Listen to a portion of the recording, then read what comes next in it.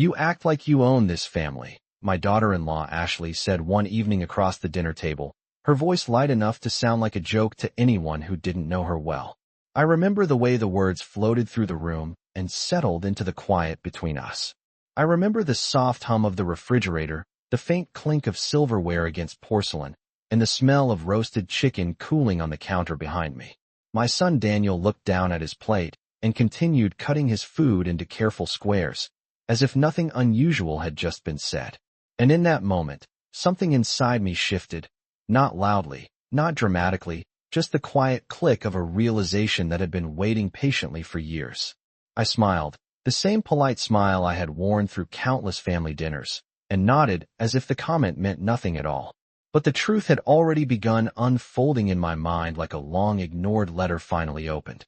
Because the strange thing about realizing you are the only person holding a family together is that the signs were always there. They simply looked like love at the time. My name is Margaret Whitmore, and I am 68 years old. I live in the same two-story colonial house in Cedar Grove, Ohio that my late husband Thomas and I bought nearly 40 years ago when Daniel was just a boy with scraped knees and endless questions about the world. Back then the house felt enormous to us. The mortgage payment alone made Thomas pace the kitchen floor some nights, calculator in hand, whispering numbers under his breath while I packed Daniel's school lunches for the next morning. But we built our lives here slowly, one careful decision at a time. The oak dining table where Ashley had just questioned my place in the family was the same table where Daniel once did his fourth-grade science project about volcanoes, where we celebrated birthdays with chocolate cake from the bakery on Main Street, where Thomas used to read the Sunday newspaper while sunlight poured through the windows like warm honey. Families, I once believed, were held together by those kinds of moments. Traditions, quiet routines, small acts of care repeated over years until they formed something strong enough to last a lifetime. Or at least that was what I believed when Thomas was alive.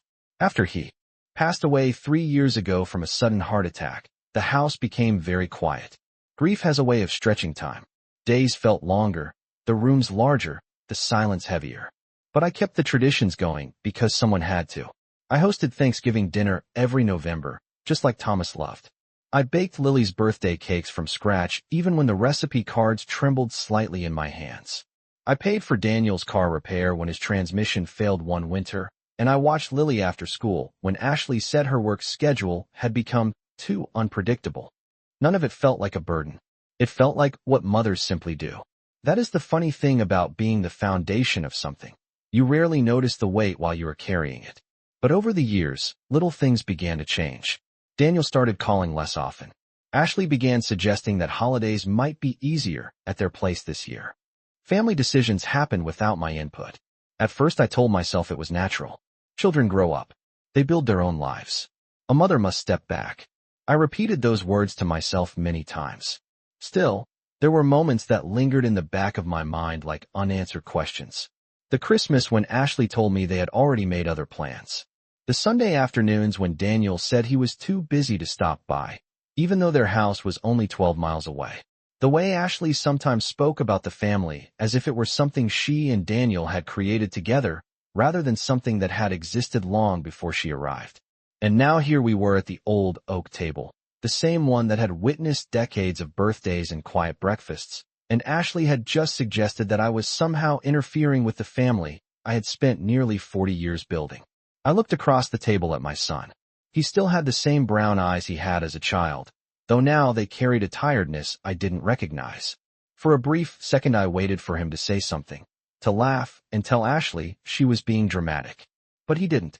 Instead, he took a sip of water and cleared his throat. "Ashley just means we should all relax a little," he said carefully. Relax.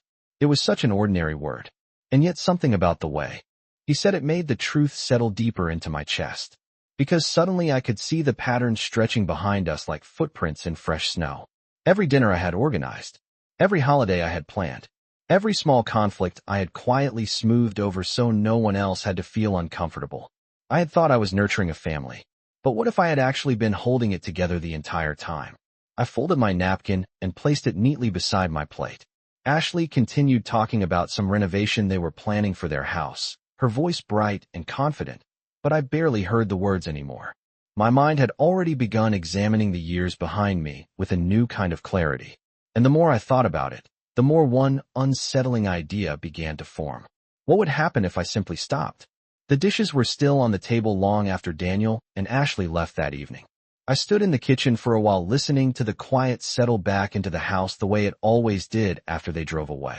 The grandfather clock in the hallway ticked steadily, each second sounding louder than the last. I carried the plates to the sink slowly, rinsing them one by one, watching the warm water run over the porcelain. For years I had ended nights like this feeling tired but satisfied, believing that another family dinner meant something had been preserved, that some invisible thread between us had been tightened again. But that night felt different. Ashley's words kept returning to me in small echoes. You act like you own this family. The strange thing was that I had never once thought of it that way. I had only believed that someone needed to keep things running smoothly.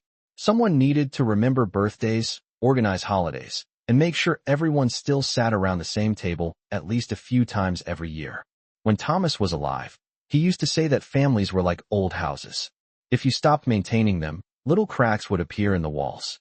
Ignore those cracks long enough, and the whole structure would eventually start to lean. I had taken that idea to heart. After his death, maintaining the family felt almost like maintaining the house itself. I mowed the lawn every Saturday morning during the summer months. I changed the air filters every 3 months. I kept the pantry stocked with Daniel's favorite tomato soup and Lily's favorite cinnamon cereal, so they would always feel welcome when they visited. At first Daniel came often. He would stop by on his way home from work, sometimes bringing Lily with him. She would run through the house calling my name, her small sneakers squeaking across the hardwood floors. Those afternoons were the bright spots in my week. We would bake cookies together or sit on the back porch watching the sun dip behind the maple trees at the edge of the yard. Lily once told me that my backyard felt like a park. I remember laughing and telling her it was only half an acre, but to a 7-year-old girl it must have looked enormous. But as time went on, those visits became less frequent. Ashley always seemed to have a reason. Lily had soccer practice. Daniel had meetings. Their schedule had become complicated. At least that was the explanation I heard most often. And every time I nodded and told them it was perfectly fine, that I understood completely. I told myself that this was what healthy families looked like. Independent adults with busy lives. A mother should not expect too much. Still, I noticed small changes that were harder to explain. The first Thanksgiving after Thomas passed away, I spent 2 days preparing dinner for 12 people. I roasted a 20-pound turkey and baked 3 different pies, because Daniel used to say he could never choose between pumpkin and apple. When the doorbell finally rang that afternoon, it was only Daniel and Ashley. Ashley smiled politely and explained that Lily had been invited to a friend's house for a holiday sleepover. The house felt very quiet that evening despite the food covering every inch of the dining table. Daniel complimented the meal, but he checked his phone several times during dinner. After they left, I wrapped the leftovers into containers that filled the refrigerator. It took me nearly a week to finish them all. I remember standing in front of the refrigerator one night, holding a plate of turkey, and realizing how much effort I had poured into a gathering that had quietly shrunk without anyone mentioning it. At the time I told myself it was only a coincidence. The following year I cooked again, determined to keep the tradition alive. That year Ashley suggested that next time it might be easier if everyone met at a restaurant instead. I smiled and agreed because I did not want to appear stubborn. But as I finished rinsing the dishes that night after their visit, another thought began to form in my mind. Over the past 3 years, I had continued performing all the small tasks that once belonged to both Thomas and me. I organized the family dinners. I kept the traditions alive. I paid attention to the details no one else seemed to notice. And suddenly I began to wonder something that had never occurred to me before. What if those traditions were not surviving because everyone valued them? What if they existed only because I refused to let them disappear? The next morning I woke up earlier than usual, just after 6 o'clock, when the first pale light of dawn was beginning to slide through the kitchen windows. The house was quiet in that familiar way that had followed Thomas's passing, but this time the silence felt different, almost thoughtful, as if the walls themselves were waiting for me to decide something. I brewed a pot of coffee and stood by the sink while the machine hummed softly, watching the backyard slowly come into view as the sky brightened. The maple trees at the far end of the yard moved gently in the early autumn breeze. their leaves just beginning to turn shades of orange and red. For years, that backyard had been the center of our family gatherings. Daniel used to chase fireflies out there when he was a boy. Thomas built a small wooden swing for him beneath the largest maple tree, spending an entire Saturday afternoon measuring and hammering while Daniel watched with wide eyes. Later, when Lily was born, I tied a new rope to that same branch so she could swing there too. I remembered the sound of her laughter drifting through the open kitchen window on warm summer evenings. Those memories were not painful. If anything, they were comforting. But as I stood there holding my coffee mug, another thought began to take shape beside them. All of those moments had something in common. They existed because someone had created them. Someone had planned the meals, invited the guests, organized the schedules, and kept the traditions alive year after year. For most of my life, I had never questioned who that someone was. I simply did what needed to be done. Around 9 o'clock, my phone buzzed on the kitchen counter. It was a message from Ashley. The text was short and polite. She wrote that Daniel had mentioned I seemed a little quiet during dinner the night before, and she hoped everything was all right. She added that they were busy this week, but would try to visit soon. I read the message twice before setting the phone down again. It was not unkind. In fact, it was the sort of message people send when they believe they are being considerate. But something about it felt strangely distant. For years, I had been the one checking on them, making sure Daniel was not overworking himself or that Lily had everything she needed for school. Yet the one time I grew quiet, the response arrived as a brief text message between errands. I walked into the living room and sat in Thomas's old armchair near the window. The chair still creaked slightly when I leaned back, the same familiar sound it had made for decades. From there I could see the photograph shelf above the fireplace. There were dozens of frames up there, each one capturing some small moment from the past. Daniel's high school graduation, our 25th wedding anniversary, Lily holding a slice of birthday cake with frosting on her nose. I studied those photographs carefully, letting my eyes move from one to another. For the first time, I noticed a pattern I had somehow missed before. Nearly every memory involved effort that had come from the same direction. The birthday parties were hosted here. The holiday dinners happened in this house. Even the family reunions with Thomas's relatives had started in this very living room before we all drove together to the park outside town. It was not that Daniel and Ashley were unkind people. That was the confusing part. They simply seemed comfortable letting someone else maintain the center of the family. And slowly, without ever saying it out loud, that responsibility had settled on my shoulders alone. The realization did not arrive as anger. It felt more like a quiet truth finally stepping forward after years of waiting. I stood up and walked back into the kitchen where the coffee pot had finished brewing. The clock above the stove read 9:32. In the past, I would have already been thinking about the next gathering, the next meal, the next tradition to protect. But that morning, a different question began repeating in my mind. What would happen if I stopped organizing everything? Not out of bitterness, not to punish anyone, but simply to see what the family would look like without the invisible work I had been doing all these years. I poured another cup of coffee and sat down at the kitchen table where sunlight now stretched across the wood surface in a long golden rectangle. For the first time in many years, I decided that the next family gathering would not come from me. The first week passed quietly after that morning decision, so quietly that at times it almost felt like nothing had changed at all. The house still woke with the same soft sounds every morning. The coffee maker hummed at 6 o'clock. The newspaper landed on the driveway with its usual dull thud just before 7. Sunlight still crept slowly across the kitchen floor in the early hours, touching the legs of the old oak table before climbing toward the cabinets. From the outside, my life appeared exactly the same as it had for years. But something inside me had shifted in a way that was both subtle and undeniable. For decades, I had lived with an invisible calendar in my mind. I always knew when the next gathering would happen, what groceries needed to be bought, which traditions had to be protected so the family would continue feeling like a family. But now, for the first time since Thomas passed away, that calendar was empty. I did not call Daniel to suggest dinner. I did not message Ashley about upcoming plans. I did not check Lily's school schedule to see when she might want to visit. Instead, I let the days unfold quietly, observing what would happen when the usual rhythm simply stopped. At first, there was nothing unusual about the silence. 2 days passed, then 3. On the 4th afternoon, my phone rang while I was watering the small garden behind the house. It was Lily. Her voice always carried a brightness that reminded me of wind chimes on a summer porch. She asked if she could come over the following weekend to work on a school project. I told her of course she could, and hearing her excitement warmed the quiet corners of the house again. But before we ended the call, she asked something that stayed with me long after the conversation ended. She asked if we were still having Sunday dinner this week. For nearly 15 years, Sunday dinner had been our tradition. It began when Daniel first moved out after college. I told him he was always welcome to come home on Sundays for a proper meal. At the time, it was simply a way to make sure he did not drift too far away. Eventually, Ashley joined us. Later, Lily sat in the high chair beside the table, throwing pieces of bread onto the floor while we laughed. Over time, those dinners became something everyone expected, or at least I believe they did. When Lily asked about it that afternoon, I paused for a moment before answering. I told her that this Sunday would be different. I said that everyone had busy lives, and perhaps we would let the tradition rest for a while.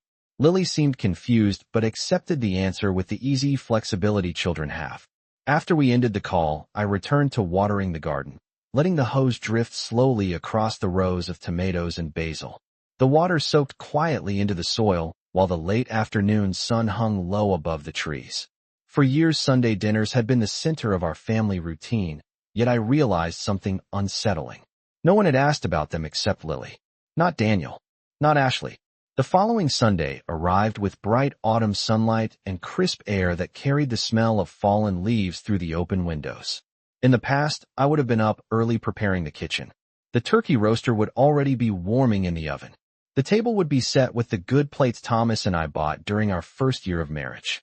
Instead, I spent the morning reading in the living room with a cup of coffee resting on the arm of my chair. The house felt peaceful in a way that surprised me.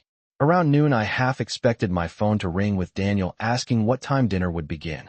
But the phone remained silent. By mid-afternoon, I began to understand something important. Traditions do not continue simply because they exist.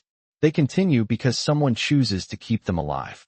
That evening, the sun slipped below the maple trees and shadows filled the backyard.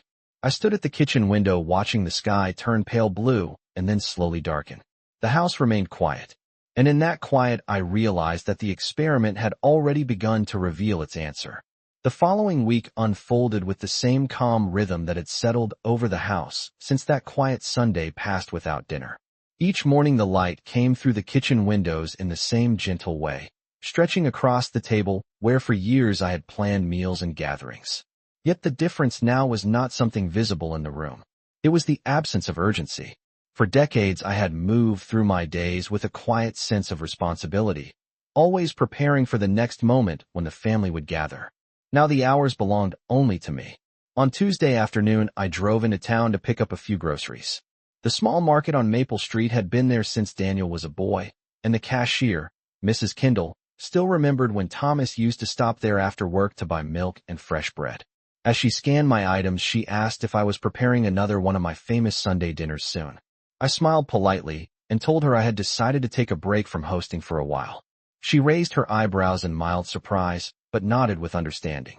On the drive home, I realized that people outside the family had always assumed those dinners would continue forever. In truth, I had assumed the same thing. That evening, I sat on the back porch with a glass of iced tea while the air cooled and the sky slowly turned a deep shade of orange behind the trees. The porch had always been one of my favorite places in the house. Thomas and I used to sit there together after dinner during the summer months, talking about nothing in particular while cicadas hummed in the distance.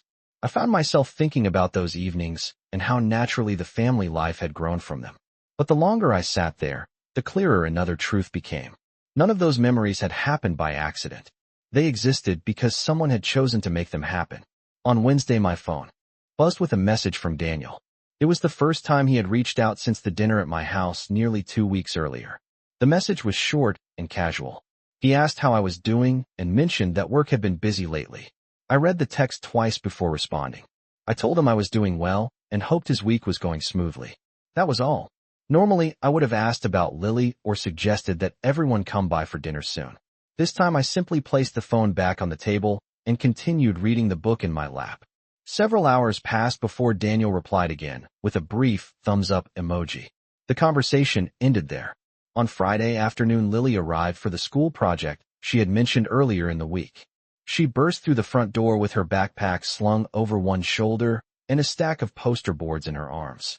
The house immediately filled with the energy that only a child can bring. We spread her materials across the kitchen table and spent the afternoon working on a presentation about American national parks. Lily carefully glued photographs of Yellowstone and Yosemite onto the poster while I helped her write small labels beneath each image. At one point she looked up and asked why everyone had stopped coming over on Sundays. Her question was simple and sincere, the way children ask about things adults avoid saying out loud. I paused for a moment before answering. I told her that sometimes families grow busy and routines change, but that did not mean people cared any less about each other. Lily seemed satisfied with the explanation and returned to arranging her pictures. Later that evening, Daniel arrived to pick her up. He stood in the doorway for a moment, glancing around the kitchen as if expecting to see something familiar that was no longer there. His eyes moved to the empty stove and then to the quiet dining table. Finally, he asked if everything was all right. I nodded calmly and told him that everything was perfectly fine. But as I watched him walk back to the car with Lily beside him, I noticed something in his expression that had not been there before. It was a faint uncertainty, as if he had just begun to realize that something important in our family had quietly changed. The days after Lily's visit settled into a quiet rhythm again, but this time the silence felt heavier, as if something unseen had begun shifting beneath the surface of our family. Early the following week, I was in the front yard trimming the hedges along the walkway when I noticed Daniel's car slowly pulling into the driveway. It was mid-afternoon, an unusual time for him to visit. He stepped out of the car and stood there for a moment, looking toward the house the way people do when they are trying to understand something that has changed. I wiped my hands on the gardening cloth and walked toward him with the same calm smile I always greeted him with. Daniel asked if he could come inside for a minute. His voice sounded careful, the way someone speaks when they are not quite sure how a conversation will go.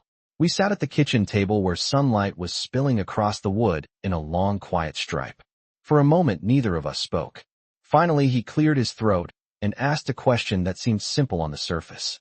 He asked if I had stopped doing the Sunday dinners on purpose. I folded my hands on the table and looked at him steadily. I told him that I had simply decided to take a break.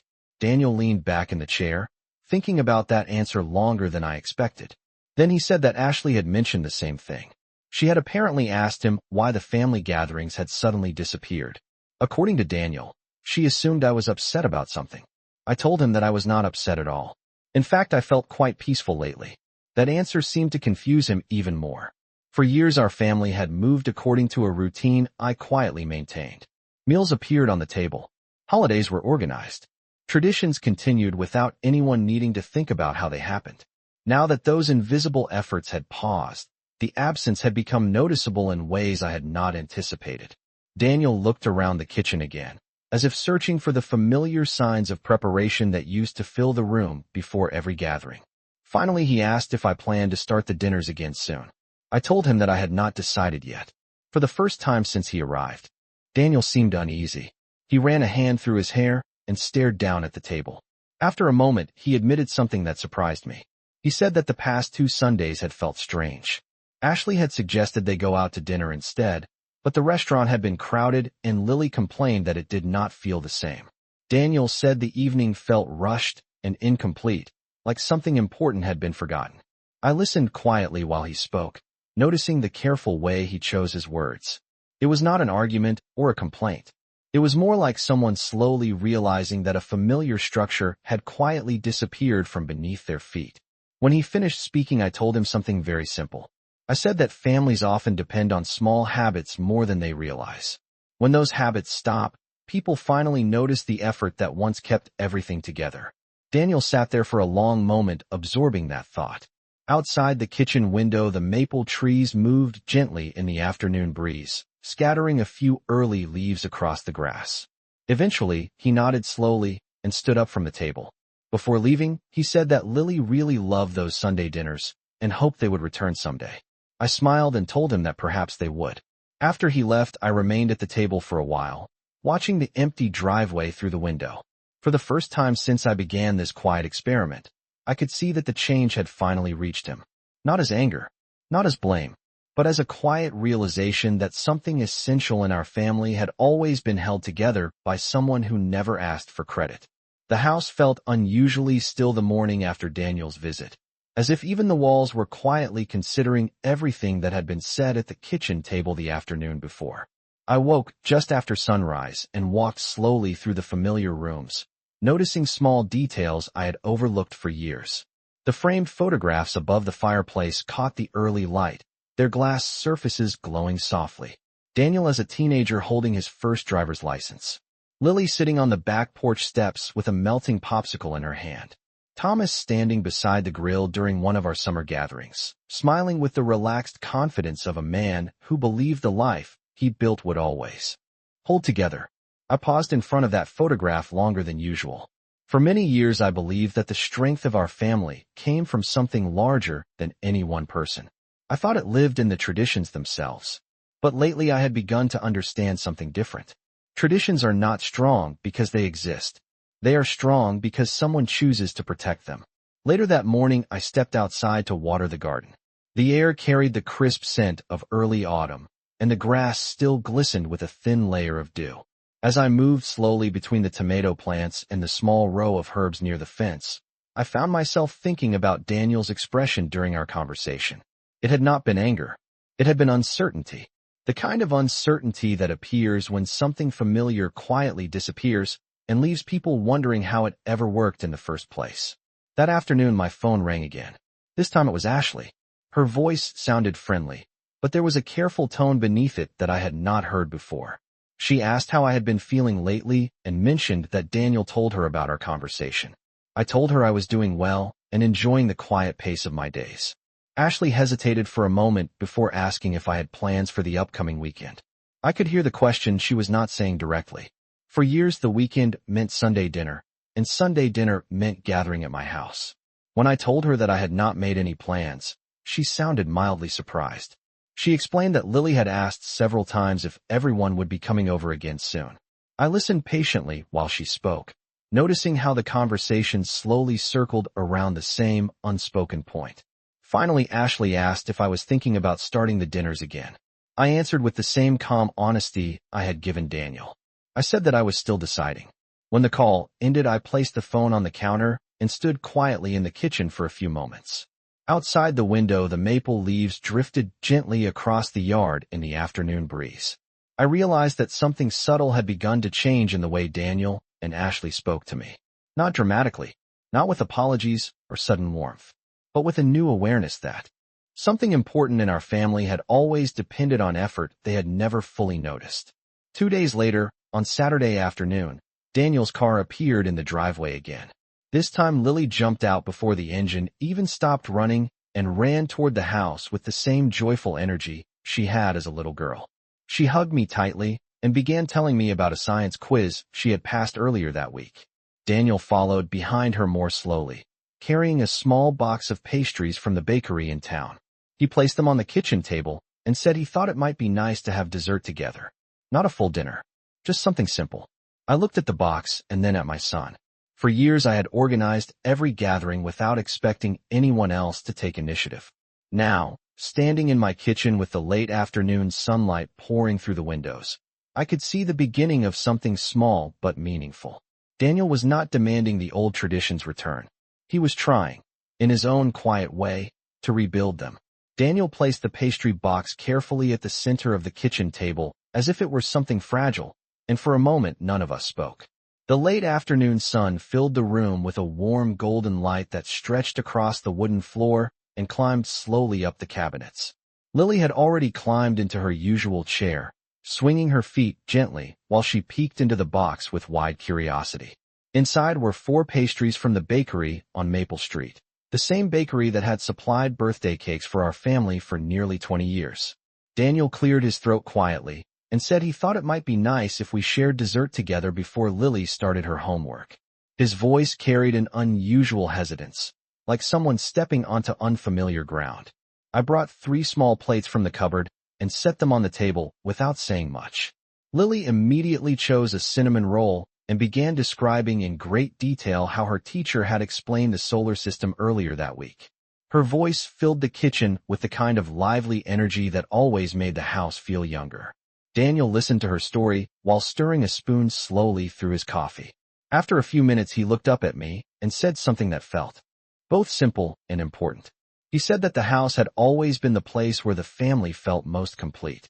Not because of the building itself, but because of the way things used to happen here.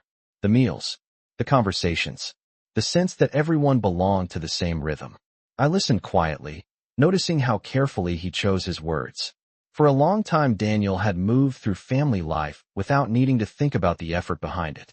Now he seemed to be discovering those invisible threads one by one. Lily finished her pastry and leaned back in her chair with a satisfied sigh. She looked around the kitchen and said she missed the big Sunday dinners because the house always smelled like roasted chicken and warm bread. Daniel smiled faintly at her comment, but then turned to me again. He admitted that the past few weeks had felt different in ways he could not fully explain. The family still spoke, still visited, but something essential had been missing. He said he had begun to understand that the gatherings we once had were never automatic. They existed because someone had always been willing to create them. I felt the quiet honesty in his words and allowed a small smile to appear. For years I had carried that responsibility without thinking about it too deeply. It was simply what needed to be done. Now, hearing Daniel recognize it for the first time, I realized that the experiment I had begun weeks earlier had already done its work. The room fell into a comfortable silence for a few moments while the sun slowly lowered beyond the maple trees outside the window. Finally, Daniel spoke again. This time his voice was steadier. He said that if the family dinners were going to return, perhaps everyone should share the responsibility for them. Maybe one week they could meet at our house, another week at his place, and sometimes even somewhere new. He said it would be nice if the traditions continued, but not because one person carried the entire weight of them. Lily immediately nodded with enthusiasm, already suggesting that she could help bake desserts if we started doing dinners again. I looked at both of them across the table and felt a calm sense of understanding settle inside me. For the first time in many years, the idea of family gatherings no longer felt like a duty resting quietly on my shoulders. It felt like something that might finally belong to all of us. After Daniel and Lily left that evening, the house returned to its familiar quiet, but the silence no longer felt heavy the way it had weeks earlier. Instead, it carried a gentle sense of balance, as if something that had been leaning for a long time had finally been set upright again. I stood at the kitchen window watching Daniel's car disappear down the street while the last light of the day faded behind the maple trees. The kitchen still smelled faintly of cinnamon from the pastries, and Lily's laughter seemed to linger in the air long after the door had closed. For years I believed that keeping a family together required constant effort from one person who quietly managed everything behind the scenes. I believed that if I stopped organizing the dinners, planning the holidays, and reminding everyone to gather, the entire structure would collapse. But over the past several weeks, I had learned something far more important. Families do not truly grow stronger when one person carries all the responsibility. They grow stronger when everyone begins to see the effort that once went unnoticed. The following Sunday arrived with clear skies and cool autumn air. I woke up early as usual and walked slowly through the house, noticing how calm everything felt. The kitchen table stood in the same place it always had, the sunlight falling across it in long golden lines through the windows.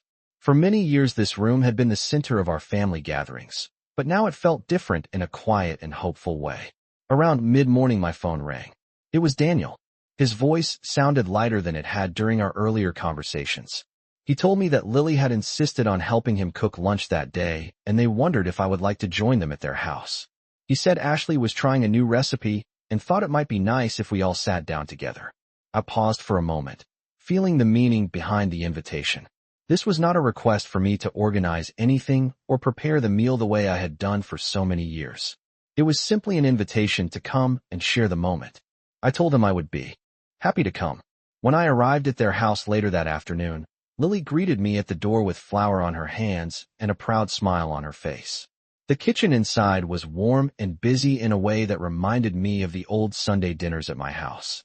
Daniel was standing near the stove stirring a pot, while Ashley arranged plates on the table. For the first time in a long while, the gathering felt balanced, as if everyone understood that the family belonged to all of us. We sat down together and began talking about small things, Lily's school projects, the changing leaves outside, the plans for the upcoming holidays. No one mentioned the weeks of silence that had come before, and there was no need to. The lesson had already been learned quietly through experience rather than argument. Later that evening when I returned home, I stepped onto the back porch for a moment before going inside. The sky above the yard was deep blue, and the air carried the soft rustling sound of leaves moving through the trees.